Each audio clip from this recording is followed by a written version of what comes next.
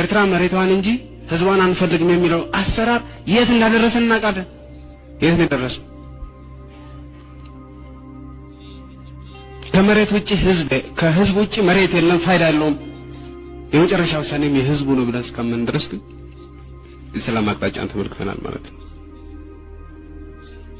እኛ የግድ ሁሉም ሰው የሰላም አቅጣጫ መከተል አለበት ብለን አንል።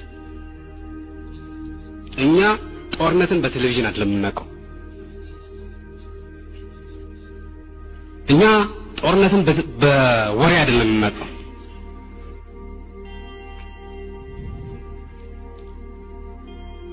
እኛ ጦርነትን በተቃጠሉ ቤቶች ነው የምናውቀው። ባለቀ ህዝብ ነው የምናውቀው።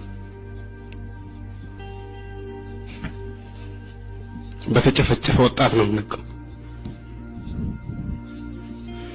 ከእንግዲህ ወዲያ እዋጋለሁ የሚል ካለ መንገዱን ጨርቅ ያርግለት። እኛ እንዋጋም። በቅቶናል፣ ሰልችቶናል፣ መሮናል። ለምን የሰላም መንገድ አልተከተላችሁም ብለን እኛ በማንም ላይ የምንጭረው ነገር የለም።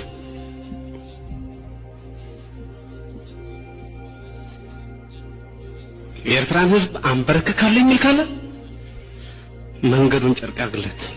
እኛ በዚህ ጨዋታ ውስጥ የለንም።